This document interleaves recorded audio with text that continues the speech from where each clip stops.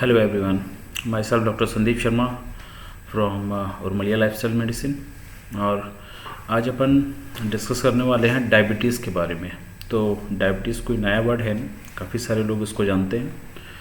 और basic definition अगर बोले डायबिटीज़, तो उसको जब भी आप डायबिटीज़ शब्द सुनेंगे तो आपके दिमाग में आएगा blood glucose level, blood sugar. तो ब्लड शुगर जब कंट्रोल में ना रहे, जितना होना चाहिए उतना ना रहे, अगर उससे बढ़ जाए तो वो डायबिटीज़ में आता है। तो सिर्फ बढ़ जाना भी नहीं, अगर एक नॉर्मल लेवल से ज़्यादा घट जाए वो भी एक डायबिटीज़ है। अब बात करते हैं डायबिटीज़ कितने प्रकार का होता है। तो डायबिटीज़ तो वैसे 6 प्रकार के होते हैं, लेकिन इन जनरल 2 प्रकार का होता है। एक है टाइप 1 डायबिटीज़ और एक है टाइप 2 डायबिटीज़। दोनों सुने से शब्द है, type 1 diabetes, type 2 diabetes. Type 1 diabetes जो है बच्चों में ज़्यादा पाया जाता है। इस स्थिति में जब आपको टाइप 1 डायबिटीज़ है बच्चे को, तो उसका जो पैंक्रियाज है, जहाँ से इंसुलिन निकलता है, वो इतना कैपेबल नहीं होता कि इनफ इंसुलिन निकाल पाए, इतना पर्याप्त मात्रा में इंसुलिन निकाल पाए कि उस बच्चे का शुगर नॉर्मल लेवल पे रह जाए। इतना तो पैंक्रियाटिक डैमेज, पैंक्रिया में जो है डैमेज हो जाएगा, किसी भी कारणवश हो सकता है।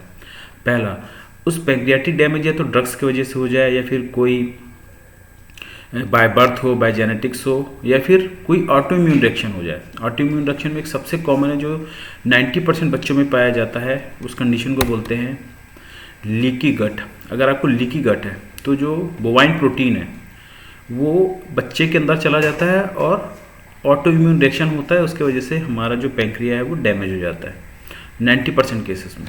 तो ये तो हो गया टाइप 1 डायबिटीज़, इसको अर्ली ऑनसेट डायबिटीज़ भी बोलते हैं। अब आते हैं अपन टाइप 2 डायबिटीज़ में। टाइप 2 डायबिटीज़ ये डिले ऑनसेट डायबिटीज़, मतलब ये ज़्यादातर बड़े लोगों में पाया जाता है, एडल्ट में पाया जाता है। और इसकी एक खास फीचर है, ज़्यादातर time type 2 diabetes insulin resistance के वजह से होता है। अब इंसुलिन रेजिस्टेंस क्या है, इसके लिए एक पूरी सेपरेट एक अलग से वीडियो क्लास करने की ज़रूरत पड़ेगी। काफ़ी बड़ा टॉपिक और बहुत इंपॉर्टेंट टॉपिक है। तो अभी सिर्फ आप इंसुलिन रेजिस्टेंस नाम याद रखेंगे, जो कि आने वाली वीडियो में आपको अच्छे से मैं समझाऊंगा। और टाइप 2 डायबिटीज़ में भी ब्लड शुगर बढ़ता है, और उसको ठीक करने के लिए जो सबसे कॉमन है, जो काफ़ी सारे लोगों को दवाई के नाम बेसिक जो स्टार्ट होते हैं, मेटफॉर्मिन, ग्लिसिजैड, ग्लिसिमाइड, ग्लिसिप्राइड, और फिर बहुत ज़्यादा अनकंट्रोल होगा तो फिर इंसुलिन के इंजेक्शन लगने लगते हैं। और हमारे पास जो ज़्यादातर जो मेरे पास पेशेंट आते हैं, उसमें जो एडल्ट्स जो जिनका एज 55-60 के आसपास है, वो इंसुलिन उनको चालू रहता है, और जिनको इंसुलिन चालू नहीं है उनको 3-4 प्रकार की दवाइयाँ चालू रहती हैं। और डायबिटीज़ ज़्यादातर अकेला नहीं होता, कभी ना कभी उनको थायराइड होगा, और most of the time thyroid के बाद उनको आर्थराइटिस की प्रॉब्लम होती है किसी को। तो डायबिटीज़ के साथ बहुत सारी प्रॉब्लम साथ में ही रहती है। और जब इनिशियल स्टेज रहता है तब तो डायबिटीज़ से स्टार्ट होता है, लेकिन धीरे धीरे बहुत सारी बीमारियां आ जाती हैं।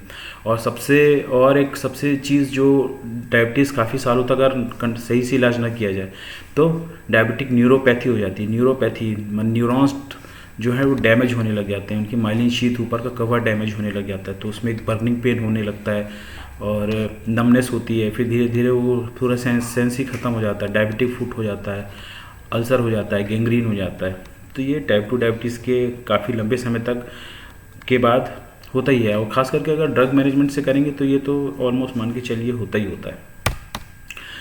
तो ये रहा टाइप 2 डायबिटीज़। अब साइड इफ़ेक्ट ऑफ डायबिटीज़ तो उसमें काफ़ी सारा बता दिया मैं आपको। ब्लाइंडनेस हो सकता है, ठीक है, आपको ब्रेन स्ट्रोक हो सकता है, हार्ट अटैक। जो डायबिटिक होते हैं उनको हार्ट अटैक के चांसेस बहुत हाई, बहुत ज़्यादा परसेंटेज ज़्यादा बढ़ जाता है, मतलब रिस्क बहुत ज़्यादा बढ़ जाता है। कोरोनरी आर्टरी डिजीज़ हो गया, किडनी डैमेज बहुत कॉमन है। किडनी डैमेज आज के डेट में आप डायलिसिस, इतने सारे लोग डायलिसिस पे हैं और कुछ समय बाद जो है किडनी ट्रांसप्लांट पे चले जाते हैं। तो ये किडनी डिजीज़ हो गया, और गैंग्रीन हो गया, हार्ट अटैक हो गया, ब्लाइंडनेस हो जाना, ये सब डायबिटीज़ के साइड इफ़ेक्ट है। इसलिए मैं सलाह दूंगा जो अभी डायबिटिक हैं वो ज़रूर अपने डायबिटीज़ का, शुगर का ध्यान रखें, उसको कैसे कंट्रोल करना है। और लाइफस्टाइल और डाइट मॉडिफिकेशन से अगर उसको अपन कंट्रोल करेंगे तो इन सब चीज़ों से काफ़ी हद तक अपन दूर हो जाएंगे, क्योंकि ये सब डायबिटीज़ और उनके ड्रग्स का साइड इफ़ेक्ट ही है। तो ये हो गया साइड इफ़ेक्ट। एक और है डायबिटिक कीटो एसिडोसिस। हमारे बॉडी में अगर शुगर लेवल बहुत हाई रहेगा तो कीटोन बॉडी बनती है, और डायबिटिक के यूरिन से फ्रूटी स्मेल आता है, उनके बात करने से स्मेल आता है, फ्रूट जाता है, वो सब कीटोन है। वो बहुत हाई लेवल, मतलब जब बहुत अनकंट्रोल शुगर रहेगा, आपका बॉडी पूरा मेकअप नहीं कर पाएगा, तो ये होता है डायबिटिक कीटो एसिडोसिस। उसके बाद आते हैं फैटी लीवर। जब आपको फैटी लीवर, जब डायबिटीज़ आपको डायग्नोस नहीं हुआ होगा, आप पता नहीं चले, तो उससे पहले fatty liver, grade 1 fatty liver तो होता ही होता है। उसके बाद ही जो है टाइप 2 डायबिटीज़ होता है। और फैटी लीवर तो एक अपने आप में एक बहुत बड़ा टॉपिक है। डायबिटीज़ में वो काफ़ी सारे कारणों से हो सकता है, डायबिटीज़ उनमें से एक है। और डायबिटीज़ जो लीवर का जो डिजीज़ है आज के डेट में बहुत कॉमन है। किडनी हो गया, लीवर हो गया, ये इतना कॉमन है कि अभी जो इनके जो स्पेशलिस्ट हैं, जो डॉक्टर्स हैं जो लीवर के, उनके पास इतने सडन अचानक पेशेंट बढ़ गए हैं कि पिछले कुछ सालों में बहुत ज़्यादा नंबर्स में बढ़ गए हैं।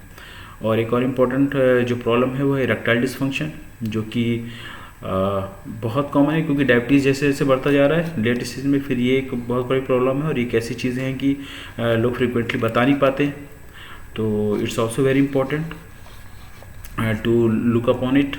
और फिर इसके बाद अगर अपन लाइफस्टाइल मॉडिफिकेशन करें, फ्रूट्स वेजिटेबल्स खाएं, एक्सरसाइज करें, और अपने पैरों का ख्याल रखें सबसे ज़्यादा, क्योंकि धीरे धीरे जब न्यूरोपैथी होने लगती है तो पेशेंट को जो है सेंसेशन कम होता है, तो उसको चोट लगती है तो उसको पता नहीं चलता, और जब चोट लग जाती है उसके बाद उसकी हीलिंग बहुत धीरे होती है। ये एक सबसे बड़ा प्रॉब्लम है। तो ये था एक बेसिक इंट्रोडक्शन डायबिटीज़ का। आगे आने वाले समय में एक एक टॉपिक पे अपन और डीप पे रखेंगे, समझेंगे, तो वीडियो बाय वीडियो आपको आइडिया लगता रहेगा कि डायबिटीज़ क्या है और उसके क्या क्या चीज़ें रिलेटेड हैं। और आने वाली वीडियोस में बताऊंगा डाइट का क्या रोल होता है, डाइट कैसे काम करती है, और उर्मिला लाइफस्टाइल मेडिसिन में हम यहाँ पे lifestyle modification, diet and lifestyle modification करते हैं। और काफ़ी सारे पेशेंट जो हैं उनका ट्रीटमेंट हो चुका है, कईयों का अंडर प्रोसेस है।